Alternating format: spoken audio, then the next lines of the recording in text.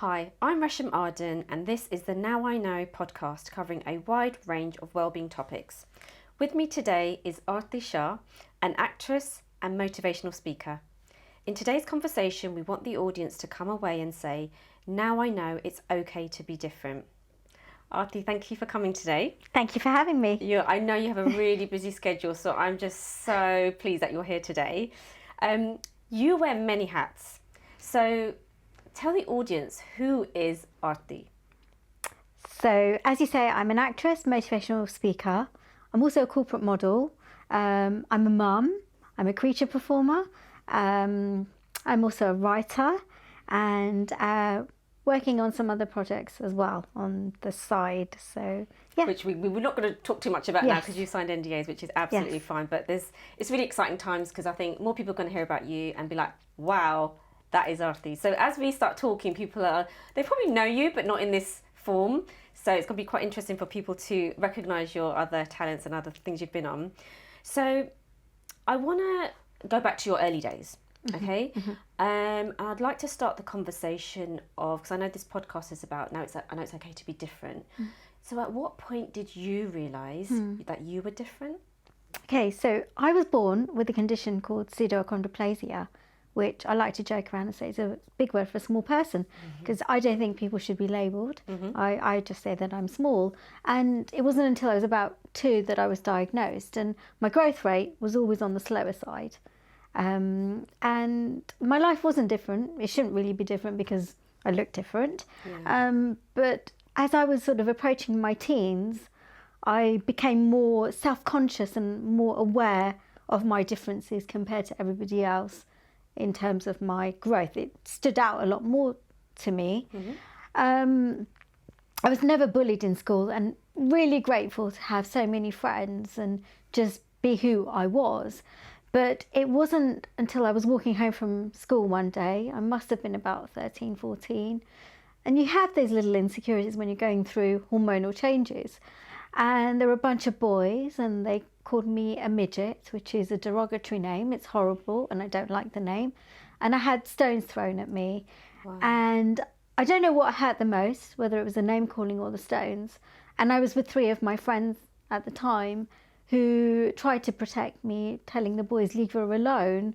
And I just remember, being really upset, going home, running upstairs and locking myself in my bedroom. And I think that was the beginning of a dark time for me, of realisation that, yes, Arti, you are different. You're not like everybody else. You are smaller. And having those names called and the stones thrown at me made me feel like, is this what my life is going to be like? Am I always going to be ridiculed? Am I always going to be singled out? And I didn't want that. I didn't want my life to be like. And I just hated my life and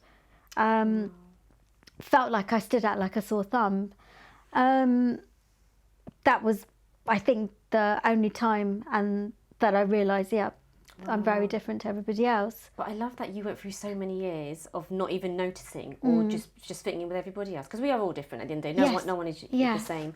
But it's amazing because you must have been in an environment where you were accepted and you were just part of everybody else, and then suddenly you saw those teenagers and it was like, that was a bit of an eye-opener. Yes, and even more so, I started to notice more and more things. We'd go shopping, with friends and stuff, and, looking at clothes and things, but I couldn't fit into things. So I would adjust. Instead of looking at clothes, I'd look at accessories or bags or makeup and things like that. And I would try and fit in, but I knew, I am very different. And I don't know whether it was coincidence at the time, but I was reading a magazine associated with the Sunday paper, and there was an article about a young girl who was having a leg lengthening operation. And I read the article and I thought, wow, this is what I need to do. I could gain an extra 6 inches in height, which was a huge deal. And I spoke to my parents, and my parents have always been supportive of everything that I do. I'm so grateful. And we spoke to the doctor, who then referred us to the specialist surgeon up in Sheffield. We had an appointment with him, and my dad drove 4 hours there, 4 hours back. We had regular appointments, and we talked about the surgery, and it would mean cutting my bone at my thigh and my calf and inserting metal rods into my leg and having screws, which I would need to turn 1 millimetre a day. I would be in hospital for a year. I would miss out on a whole year of school. I was okay with that, to be a year behind. And it wasn't until a week before the surgery that I decided not to go ahead with it, because I realised I was doing it so that I could feel accepted in society. And if I didn't love who I was, how can I expect anybody else to love me for who I am? And that was the best decision I'd made. Otherwise, I think I would constantly be trying to fit in or trying to do something to please people, to say, hey, I'm here, accept me. Yeah. But I realised, look, this is me. And I began to love who I was. And I think that was the best decision. And, you know, if you don't love who you are, how can you expect anybody else to love you? Yeah. And we're all different. And imagine if we all looked the same, how dull would our society look? Boring. And it's wonderful that we have so many differences in society. Absolutely. So, you know, even like someone who is, you know, the same height as someone else, they've also got an insecurity about something else, isn't it? So what extent are people going to change it? But like you say, it all comes from within us, isn't it? Like, we need to accept us for ourselves. So your story, which is right when it's so relatable, because it's not just about the height or the leg lengthening. There's someone's listening to this that feels that they are not accepted because they're different. But like you say, we're all different in so many ways. There's so many people around a table in a room in a family that are unique. They're so different. So I think your story today, I think, will be so powerful to so many people, which I'm so thank you for sharing it as well. But between that time where you came home and you were so upset with what those boys said, to the leg lengthening process, what was happening between there? Were you having sort of like, did you sort of become more reserved? Because you're obviously a very outgoing child. I did. I became reserved. I became depressed. I became quiet. Well, back then the word was, I've become moody. You know, there's so many things. Especially being a teenager, right? Yeah, That's a label of a teenager. Yeah. Because, you know, being different and a teenager is a lot to deal with, and you don't know how to come to terms with it. And back then there weren't so many things, you know, resources, going online, speaking to people. I mean, I could speak to my friends, and talking to my friends recently about that experience, you know, they even said, how could people be so cruel? As 14-year-olds, they were also thinking, 13, 14-year-olds, how can people be so horrible? Yeah. And it is a cruel world that we live in, but there's a lot that needs to be done to make it more, you know, nicer, more acceptable for people. Yeah. So when you made that decision not to have the leg lengthening surgery, what else changed? Were you starting to work on yourself, your mindset? Like, you know, you've obviously just parked that idea away now, like, this is not for me. I realised, this is me, that's it. You know, just get on with your life. And don't feel sorry for yourself. And also the feeling that you have when you're feeling down and you're feeling sorry for yourself, it's not a great feeling. And I, for one, didn't like it. And I wanted to get back to the feeling of being happy and being, you know, the joyful child, teenager that I was. So I tried to hold on to that. And, you know, I think I just thought to myself, just be who you are, be who you are. Absolutely love that. So we're going to touch more on your early days as well, but I want to focus on your acting career, because I think it's fascinating and I love it. So obviously people don't know about you, so can you tell us about the roles you've played in, the movies you've been in? I know you can't talk about what you're working on now, but I know that's why, you know, I'm so grateful you're here, because you've got such a busy schedule at the moment. But what roles have you played and how did you get into the acting career? Okay, so I got into the acting career in my 30s, actually. I didn't pursue drama whilst I was studying. You know, maybe back then I should have, because then, you know, I wonder what I'd be doing right now, you know. But you can always say, oh, I wish I did this, I wish I did that. But I studied business, and it wasn't until I graduated that my year tutor said to me, Arti, I can really see you working in this industry. And even though I just graduated, I still didn't know what I wanted to do. I didn't want to follow the path that I'd studied in. Yeah. So I moved to London, but before I moved to London, I had to find a job in London. And without giving my age away, this was sort of around 2000. And there was no such thing as diversity and inclusion. Yeah. And I would, the best way to get a job is to meet with a recruiter, which I would. And I had 3 obstacles holding me back. I still am Asian. I'm a female, and I'm still 4 foot tall. And I was given so much hope, we'll get you a job, but I didn't receive, a single interview. I knew I was employable, I was articulate, friendly, what more could an employer want, right? Yeah. So I started applying myself, and then I got a job working in media sales. And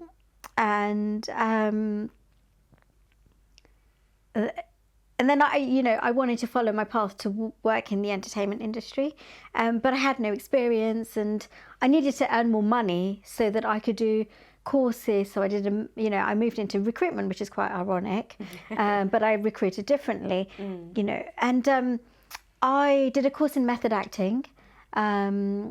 I got a headshot done, and I tried to get a bit of experience. I auditioned for Blue Peter back in the day, which is huge. Oh. I'm still so proud of that. But then, a couple of agents would say, look, there's a role for an elf in a Christmas episode. And back then, I did something with a well-known band for a music channel, a leading music channel, and I dressed up as an elf. And looking back, I was like, I don't know why I did that, I think maybe to get the experience, but I still didn't like it. Yeah. And even now and again, I get offered roles with dialogue, which is great, which I want to do. But again, it's an elf. And I'm like, no, this is not why I'm in the industry. I want to break down stereotypes and barriers. Yeah.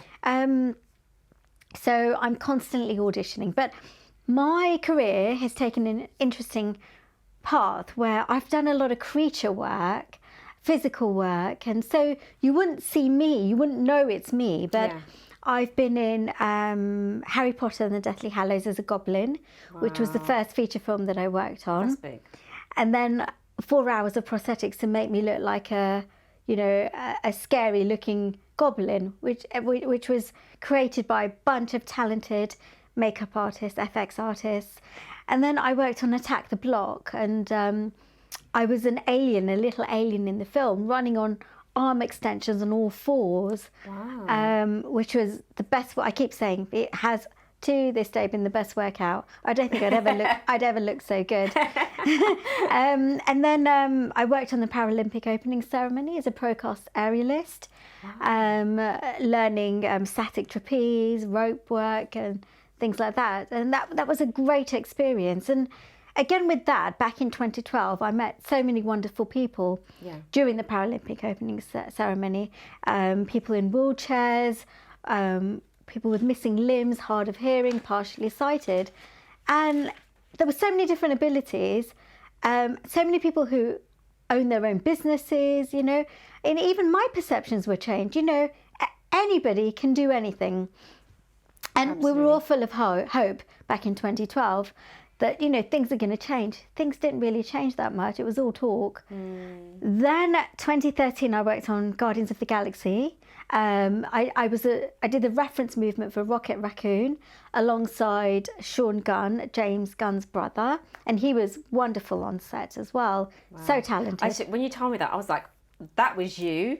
Wow. The raccoon on Guardians of the Galaxy. Brilliant. It was so much fun, such a laugh, as you can tell by how funny the film is. And then 2014, it's still one of the best experiences working on The Force Awakens, Star Wars, Episode 7. Wonderful director, wonderful cast, creature team. I still work with the creature team to this day, and it's like we're known as the Star Wars family, because you just, see them and you pick up where you left off, and there's just, I don't know, it's just such a nice team to work with. But working on Episode 7, I was the Maz motion capture double, as well as playing a few other creatures. But I got to hold a lightsaber. Oh my God. I know. And Star Wars fans listening are getting so jealous right now. And I, sitting on set one day, I see Han Solo, Chewbacca and Stormtroopers, and I literally had to pinch myself. Oh my God. But so there's that. And since then, I've worked on pretty much all of the Star Wars, the other Star Wars films, episodes 8 and 9, and the other TV series, like Andor. The only project that I didn't work on was Solo because I was expecting, and I just wanted to make sure I was taking care of myself at that time. Absolutely. And not doing anything too physical. Absolutely. Wow, so many hats. Like it's phenomenal. Every time we catch up, I just learn so many new things about you. It's amazing. You just make me smile every time we talk about it. So you said you became a mum. Yes. So you've got a son. Yes.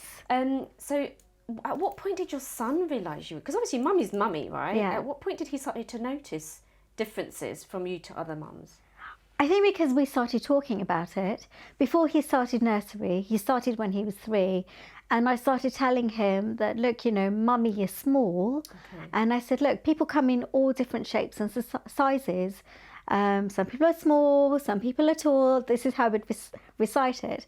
And we were in the car and he said, well, the first time I told him, he said, well, mummy, I would get a magic wand and make you bigger. Oh. But that's just, a child's innocence. Yeah. But, he knows I'm small and it's not affected him in any way. He still wants me to carry him. And I still do. I'm like, whoa, man, you're getting too big for me. It is. But last summer we were in the park and, kids, like before becoming a mum, I would avoid being around other children because there are so many questions because they're innocent and they want to know. But then sometimes children can also be cruel, just stare or say names and stuff. And we were in a park last summer and a young girl came up to me and said, oh, how old are you? And my son heard and he said to the young girl, excuse me, don't ask my mummy any more questions. So he's also like my protector. Protector, bless him. But I don't want him to have that pressure that he has to be my protector. And that's all the more reason why I'm trying to change perceptions and why I'm doing the motivational speaking that I'm doing and talking about differences and talking to educational establishments and organisations and talking about being different and being unique, being, there's no such thing as normal. Yeah. I mean, so touching on your talks, because every guest I've had on the podcast, I've said we really need to go into schools and do these stories there because it starts from our younger generation, normalising everything that's in front of them. So you do talks in schools and companies. So what sort of motivational talks do you talk about? Is it mainly your journey? Yes, it's my journey. And to schools, I focus on, how it was for me as a teenager and how I felt at the time and talking about loving yourself and, it's great to be different. And I'd word it as how boring is it if we all look the same? We've all got different ideas. We've got different hair. We dress differently and, and it's so great. And, we're all friends because we like who the other person is because of their differences and different ideas and things. Yeah. And I focus on that with schools. With organisations, I often talk about, not being afraid to ask for help. Like when I started working in the corporate environment, I never asked for a stall to use the kitchen. And, like my friends at work would always make teas and coffees. But, I was never the person who made teas and coffees and stuff. Wow. But, if I wanted to use the kitchen, I couldn't really. And don't be afraid. Don't go without. Because if you don't ask, you don't get. Yeah. And it probably wasn't even on their mind, was it? Like, no. It wouldn't cross their mind that this is what Arti needs right now. No. And as I moved on in the corporate world, other organisations, I would actually start saying, oh, yeah, I need a stall. And about social media as well. Maybe about 4 years ago, I was in my car. I was going to go and get a pedicure done, and I noticed 3 people, in front of me in the car. They had their camera phones. They were filming me in my car. Oh my God! And because I look small, and in this day and world, you know what's going to happen. This is going to end up on social media with derogatory terms. But when you're in your car, that's your safe space. Yes. And I felt violated. Totally. Especially because they wouldn't even ask you for permission to post it. Exactly. And I was tempted to get out of the car because that's the kind of person I am now. Mm-hmm. Like, what are you doing? Stop what you're doing. You don't have my permission to do that. Yeah. But I felt like my confidence was taken away. And when I got home, I cried to my husband. We reported it as a hate crime. But, it's a trivial crime compared to so many other things that are going on. So what I did was to take to social media myself and talk about what had happened. Brilliant. And you now have control over that narrative, isn't it? Yes. And you'll reach more people as well. Yes. With social media. That's really sad to hear that. That's for posts and views and for someone's personal joke. That's really sad to hear. Yeah. That's why it's so important to speak up and don't be afraid. You have a lot of people behind you. Yeah. So you touched on the corporate world and you got your job in media sales. Yes. So obviously you said, the times are changing, but what did they do to accommodate you? Or did you also get some sort of, ever felt excluded in other things in the workplace? I was never excluded. Honestly, they had a meeting before I started and explaining, Arti Shah is joining, she's 4 foot tall. I was never treated differently at all. Brilliant. I had a chair made actually with a stool attached, because your legs have to be, in a certain angle and things like that. But I was never treated differently at all. That's so nice to hear. And it was interesting when I moved into recruitment, because a lot of business is done over the phone and then you go to face-to-face meetings. Yeah. And, a couple of times I would turn up, because why would I tell anybody, hey, I'm 4 foot tall? Yeah. I turn up and there'll be a bit of shock, Yeah. That's when I just take over the meeting and walk away with the business.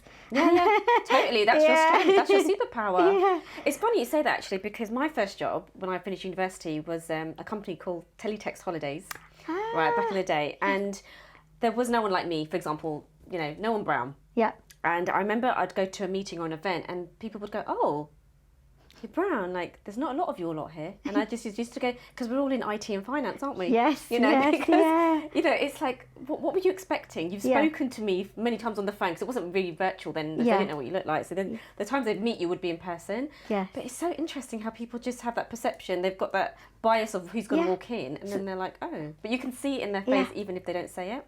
So that's the unconscious bias, isn't it? Yeah. That's why, and another reason I want to try and change perceptions and be on the forefront of things so that people realise, there are people like Arti.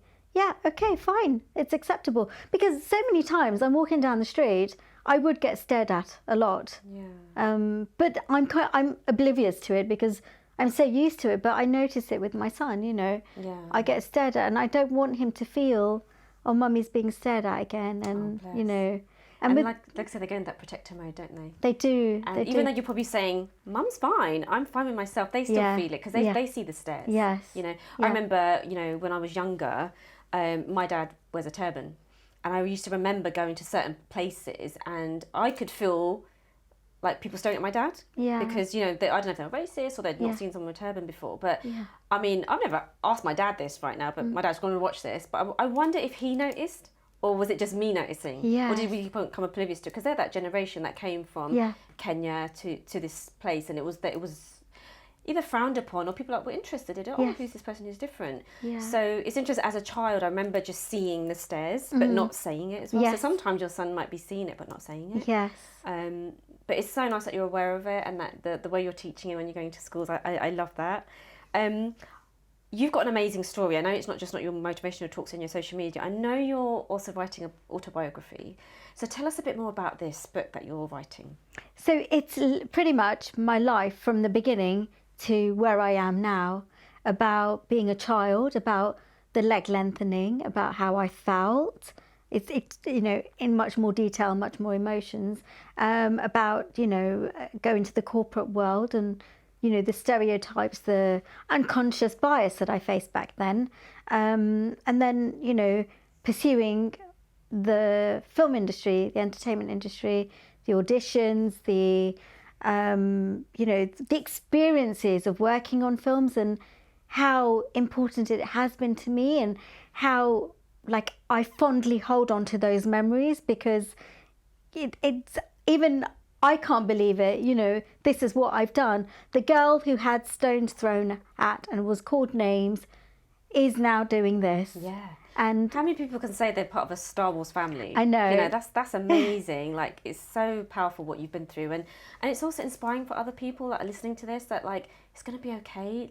Yes. It works out in the end. The storm does pass. Yes. Yes. So I know we spoke off camera before about this, but we don't want to put labels on ourselves and people. And I've noticed the film industry is changing. I know there's lots of D&I going on in front of the camera, off camera, but you know, you don't have to play the small person. You can play any role. And are you seeing the change turning in the film industry, or is there still more work to be done? So since we were in lockdown, so many auditions were done online, and which is a lot easier because you're not stressing about getting from A to B or not being able to reach the buzzer to get into the audition and stuff like that. But I'm noticing there's a huge emphasis on diversity and inclusion, but part of me sometimes wonders, oh, is it a tick box? Yeah. But hey, you know, it's opening doors, which is great. And I'm getting more and more, you know, opportunities to audition for streaming channels and films with roles with dialogue where, you know, a part is written for somebody who is a bit different, not necessarily, you know, that they are an elf or something. It's just a different it's a character, but they happen to be a small person. Yeah. But they are, you know, could be a warrior or could be a teacher or, you know, anything. So that there is a big, you know, change happening, but I'm still, you know, trying to get out there and be seen and, you know, get a great part with dialogue, which could be, you know, even a superhero or something. Absolutely. Anything. You can put your mind to anything. Yes. You've already got so many hats on. But in terms of the D&I stuff as well, because I had the same when I went to my current company. You know, people were like, you know, I've done a lot of talks about this, and people that follow me have had this before. But, you know, they'd say, you know, are you not tokenism now because you're the only woman or the only Indian, South Asian? Yeah. And I said, no, because what's going to happen is I'm going to be the first. Yes. I will inspire more people. Yes. And then I will drive change. And there will be more people coming up the ladder with me. There'll be more seats at the table. And also there might be someone like us that's like, I never thought I could do that, but now I've seen you. Yes. I can also do it. So the inspirational story of what we've been through, as being different or standing out or being the first, I think it's a great ripple effect. And I talk about the butterfly effect, the ripple effect. Like change is coming, but it's just happening slowly and in the right way. Yeah. So what you're doing is amazing. And even if you are the first, you're going to be the first of many, you know. And people, and I say it on my podcast a lot, someone listening, you're going to inspire somebody that you will actually never meet. Because they're going to hear it from a different country or a different part of the world, and you've made an impact today on somebody, whether it's because they're like you or like me or nothing, but the fact that they are different, and when they're in that room, it's okay to be different. Absolutely. You know? Yes. So I absolutely love your story, really admire what you're doing.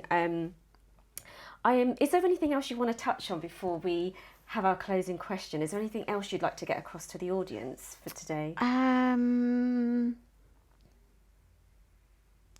I don't think so.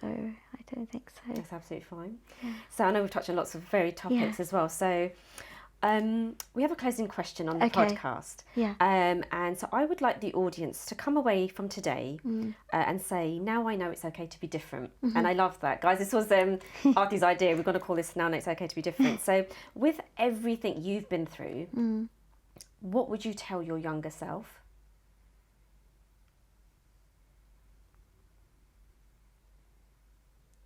Always believe in yourself. I didn't, when I was going through that dark time, I didn't believe in myself as an individual. I didn't believe that I was capable of fitting into this world, this society. I didn't believe that I would be accepted. I didn't believe that my life would be okay. You know, in fact, it was all the opposite. But it's so important to believe in yourself because you can do it. Love it. Believe. And I think something I've noticed, which is common on everything you said, is you had really great friends around you, really great work people, really great parents. And not everyone is as fortunate as that. Yes. So I think having that support network is amazing, isn't it? It is. So I know you want to build a community around you as well. So people listening, how can they follow you on Instagram and how can they get in touch with you? Okay, I've got all the social pages, but the easiest thing is to go on my website, tinyarty.com, and on there you've got links to all my socials as well. Brilliant. So everyone listening, tinyarty.com. Yes. Please follow her. And also there's more coming in the pipeline. So you've really got to watch this space because Arti's working on something right now. We can't disclose it, but it's really exciting. I don't know how more excited you can get with what your current portfolio is, but I'm really, really excited for you. And really thank you for joining. And it might even be nice to do a part 2 later in the year with all the stuff you're working on. Yes. And maybe seeing if you've seen a difference in 6 months' time in the media industry. Yeah. Who knows? Yeah, let's do that. But thank you so much for your time, Arti. And I know you've got to get back to your schedule. So I'm so grateful for your time. Thank you so much. Thank you for having me. You're welcome.